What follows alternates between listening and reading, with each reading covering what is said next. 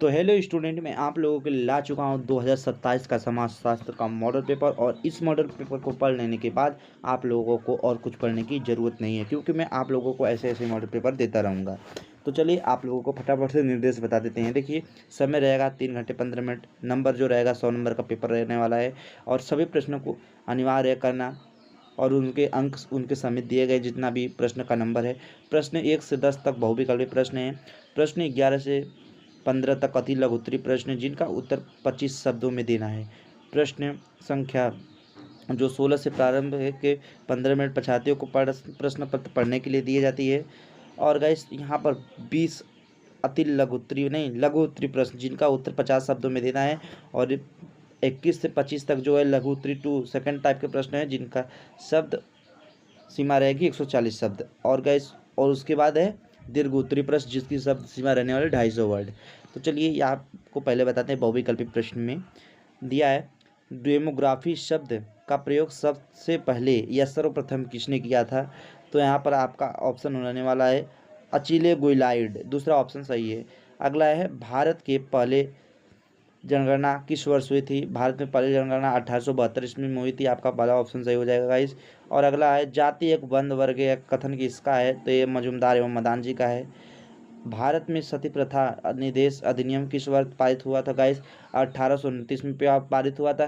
किसके नेतृत्व में हुआ था? राजा राम मोहन राय। और अगला है, प्रभुत्व जाति की अवधारणा किसने दी थी? तो MN श्रीनिवास ने दी थी। जहाँ भी जाति की बात हो आप लोग MN श्रीनिवास को जाना है। तो उपनिवेशवाद का संबंध मुख्य रूप से किससे है? तो साम्राज्यवाद से है गाइस। अगला क्वेश्चन है गाइस, चिपको आंदोलन का संबंध भारत में किस राज्य से है? तो उत्तराखंड से है गाइस। भारत में पंचायती राज व्यवस्था को संवैधानिक दर्जा किस संशोधन द्वारा दिया गया था? तो 73वां संशोधन है, याद रखना आप लोगों को गाइस। यहाँ पे दिया है, हरित क्रांति का सर्वाधिक प्रभाव किस फसल पर पड़ा? तो आप लोगों को यहाँ पर गेहूँ को याद रख लेना, गेहूँ यहाँ पर डाल देना है, ठीक है। जैसे भी पूछ दे आप लोगों को यहाँ पर गेहूँ को टिक कर देना है। अगला प्रश्न है, ऑल इंडिया हरिजन सेवक संघ की स्थापना किसने की थी? तो आपको यहाँ पर राइट आंसर आप लोग तो जान ही गए होंगे किसने की थी, महात्मा गांधी थे। ये ऑप्शन गलत है, पहला वाला, दूसरा वाला भी, चौथा वाला भी। कौन सा ऑप्शन सही है? तीसरा ऑप्शन सही है, महात्मा गांधी वाला। तो आपको इस पर टिक कर देना है। बाकी अगला क्वेश्चन है गाइस, यहाँ पे अति लघु उत्तरीय जो प्रश्न है, वेरी शॉर्ट आंसर दिया है, माल्थस के जनसंख्या वृद्धि सिद्धांत के मुख्य 2 बिंदु क्या है? अगला 12वां क्वेश्चन, उपनिवेश से आप क्या समझते हैं? उपनिवेशवाद के बारे में बताइए। मैं सभी का आंसर बताऊंगा, आप लोगों को बस पहले मॉडल पेपर को पढ़ लेना अच्छी तरीके से। नातेदारी के प्रमुख प्रकार कौन कौन से हैं? फिर अगला है, भारत में जनजाति की किन्हीं 2 मुख्य समस्याओं को लिखिए। जनजाति के मुख्य 2 समस्याएं क्या, उसके बारे में आप लोगों को दे देना है 25 शब्द में। और अगला है गाइस, संस्कृतिकरण की परिभाषा की दीजिए। तो संस्कृतिकरण की परिभाषा बहुत आसान है गाइस, आप लोगों को मैं पढ़ा दूंगा, उसकी टेंशन मत लीजिए। फिर लघु उत्तरीय प्रश्न पे आते हैं जिनका प्रत्येक शब्द 50 शब्दों में देना उत्तर। भारत में गिरते हुए लिंगानुपात यानी सेक्स रेशियो के मुख्य कारण क्या है? अगला है, जाति व्यवस्था में आ रहे आधुनिक बदलाव पर प्रकाश डालिए। 18वां प्रश्न, पश्चिमीकरण और आधुनिकीकरण में अंतर स्पष्ट कीजिए। 19वां प्रश्न है, क्षेत्रवाद भारतीय लोकतंत्र के लिए किस प्रकार की एक चुनौती है? 20वां प्रश्न हमारे लोगों का है, सामाजिक आंदोलन और सामाजिक परिवर्तन में क्या संघ है? और लघु उत्तरीय सेकंड टाइप के प्रश्न शॉर्ट आंसर टाइप है, इसको भी हम लोग 140 में देना है। तो चलिए इसको भी देख लेते हैं।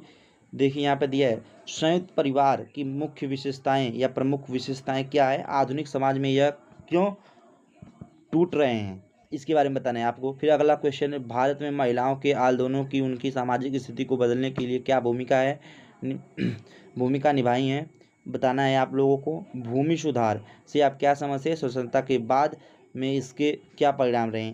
सांप्रदायिकता को रोकने के लिए कुछ प्रमुख उपाय सुझाइए। अगला है, जनसंचार माध्यम जैसे टीवी इंटरनेट का युवा वर्ग समाज पर क्या प्रभाव पड़ रहा है, इसके बारे में बताना। अब दीर्घ उत्तरीय प्रश्न पे आते हैं जिनका प्रत्येक शब्द 250 में देना, मैंने आप लोगों को पहले ही बताया था।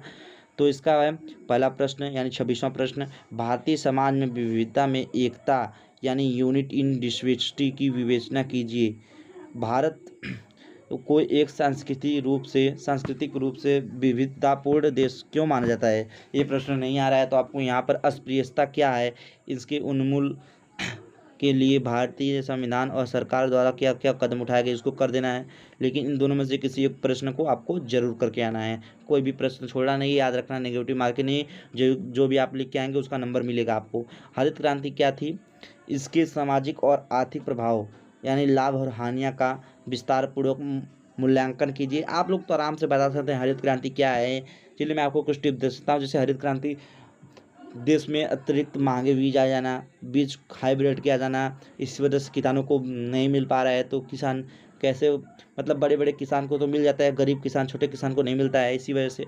अगला है आयुर्वेदीकरण और नगरीकरण एक दूसरे के किस प्रकार जुड़े हैं, एक दूसरे से किस प्रकार जुड़े हैं, इनके कारण भारतीय समाज पर क्या प्रभाव पड़ा है। आप लोगों को सिर्फ इतना बता देना बस।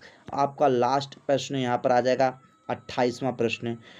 देखिए, भारत में कृषक आंदोलन के इतिहास और कारणों की विस्तार से चर्चा कीजिए।